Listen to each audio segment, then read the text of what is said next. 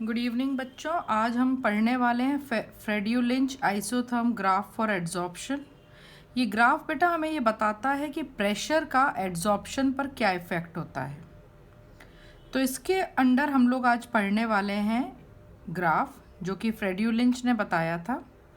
The extent of adsorption on a given surface increase with increase in pressure. यानी अगर ये कोई metal surface है और इसके ऊपर से कोई प्रेशर लग रहा है, so the phenomena of adsorption will increase, right. तो प्रेशर बढ़ाने पर आपका एड्जॉर्प्शन बढ़ता जाएगा, but it should be at constant temperature. At constant temperature this phenomena should occur at constant temperature. क्यों? एट लो टेम्परेचर, हमने उस दिन पढ़ा था, at low temperature gas plus solid gives out adsorption product plus थोड़ी सी heat generate होती है। तो ली चैटलियर प्रिंसिपल के हिसाब से ये बैकवर्ड डायरेक्शन में जाएगा if temperature is increased, right? So at low temperature adsorption increases. At low temperature adsorption increases, but when temperature is high,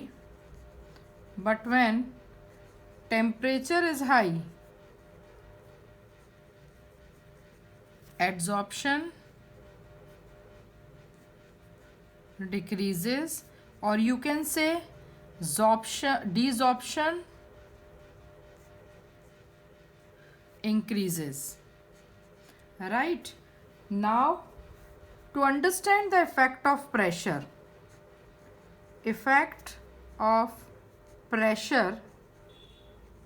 to understand the effect of pressure हमें क्या करना है? इक्विलिब्रियम पर स्टडी करना है। At equilibrium we are going to study effect of pressure. तो इसमें क्या है बेटा? व्हेन द एड्जॉर्बेंट और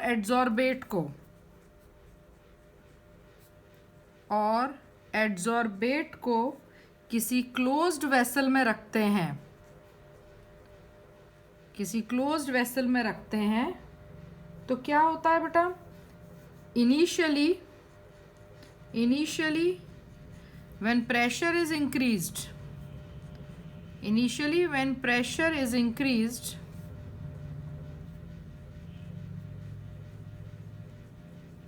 adsorption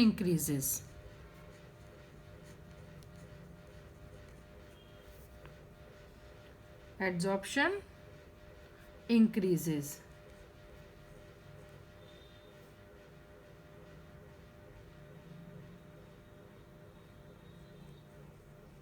ठीक है, बट आगे क्या होता है? एट हाई प्रेशर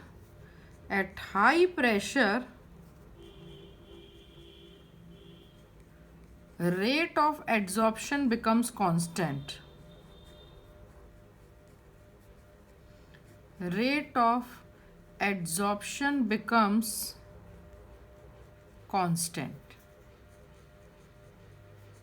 ठीक है, ये क्या होता है बेटा? कितने अमाउंट की gas, the amount of gas adsorbed depends on surface area of adsorbent, and second its mass. यानी एड्जॉर्बेंट का मास और सरफेस एरिया पर आपका amount of mass adsorb depend करेगा। ये जो बेटा एक्सटेंट ऑफ एड्जॉर्प्शन है, एक्सटेंट ऑफ एड्जॉर्प्शन यानी कितना एड्जॉर्प्शन हुआ है, extent of adsorption depends on many factors, right, or it is represented by x by m, जहाँ पर x equals to mass of adsorbent and m, where m is the mass of adsorbent and x is the mass of adsorbate, और इन दोनों की ratio को हम क्या कहते हैं बेटा, x बाय m, यानी x by m equals to mass of adsorbate upon mass of adsorbent। ठीक है, अब क्या है बेटा, इन दोनों के बीच के ग्राफ को x by m and equilibrium pressure, x by m and equilibrium pressure का अगर हम ग्राफ ड्रॉ करें, सो y एक्सिस पे हम लेंगे x बाय m और यहाँ पर हम लेंगे p, इक्विलिब्रियम प्रेशर, राइट। तो हमारे ग्राफ कैसे काम करेंगे, initially our graph will increase and after some time it will become constant। so मान लीजिए आपने यहाँ तक point A, point B and point C लिया है, this is eight high pressure, it is eight intermediate pressure and it is at low pressure, तीन conditions, right। तो यहाँ पर x by m रेशो, तो at low pressure x by m is directly proportional to pressure, at intermediate pressure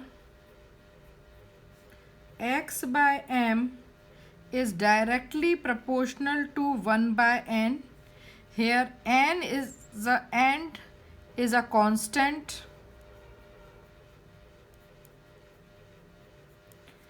at high pressure x by m is directly proportional to 1 by n, where n is equals to 0, where n is equals to 0। तो ये हो जाता है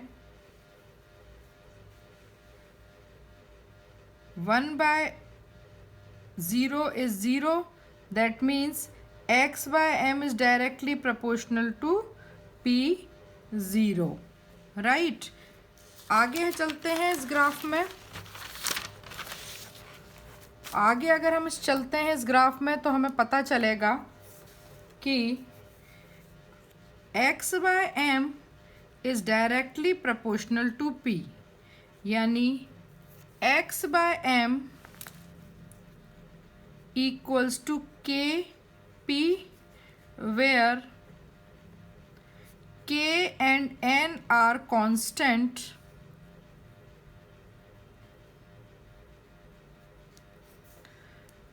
x by m equals to k p, where at low temperature and low pressure, at low pressure n equals to 1. So x by m equals to k p 1 by 1 equals to x by m equals to k p 1. At intermediate pressure,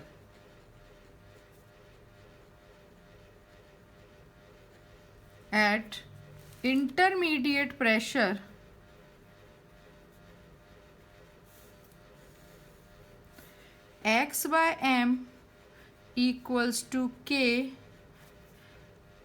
p 1 by n is greater than 1, so x by m equals to k p, suppose 1 by 2 ले लें, so you know 1 by n की value कम होती जाएगी, right. और एक बात ध्यान में रखने की है, k और p की वैल्यू, k और n की वैल्यू डिपेंड करती है, depends on nature of adsorbate or adsorbent.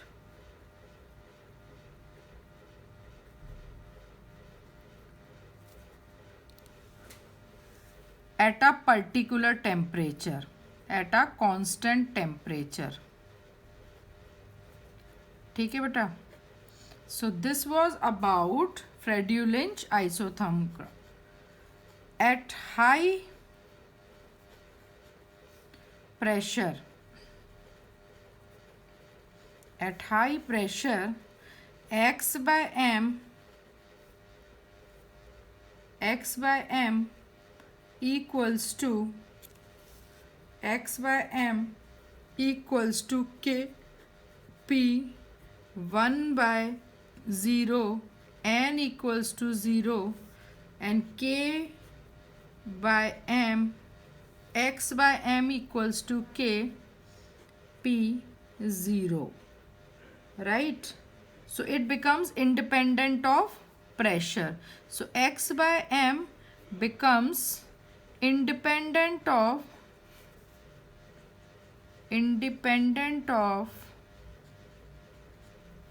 pressure. ठीक है। अगर हम इस इक्वेशन की वैलिडिटी देखें तो आप क्या करेंगे, x बाय m का लॉग लेंगे equals to log k plus, अगर हम 1 बाय n तो n आगे आ जाएगा, लॉग p।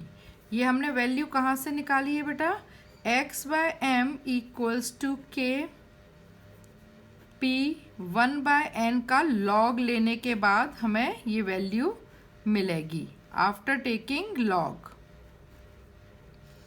ठीक है।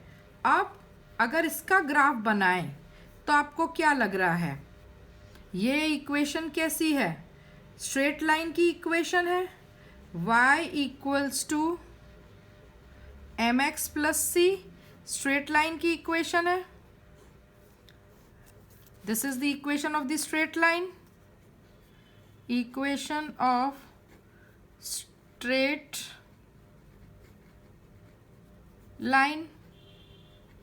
तो हम इसे लिख सकते हैं log x by m equals to 1 by n log p plus log k। तो हमारा स्लोप हो गया, this is representing slope, intercept is log k, log k is your intercept of the graph,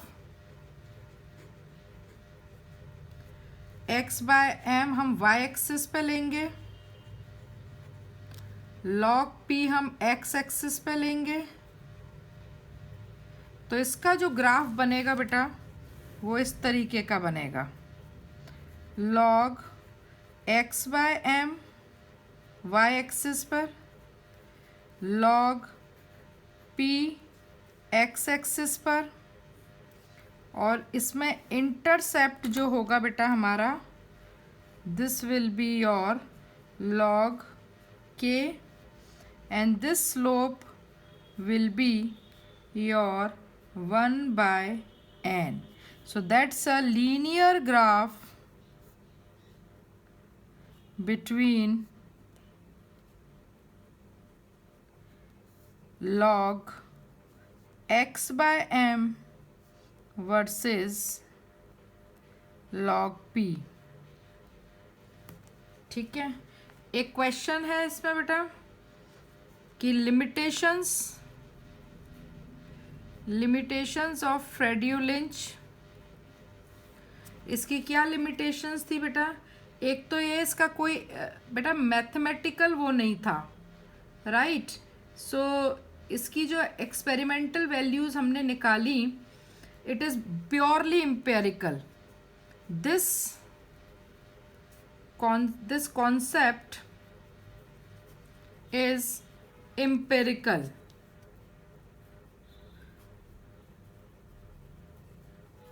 Not mathematical.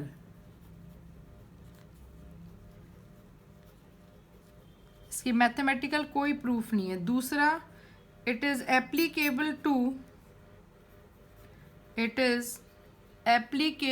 to only physical adsorption.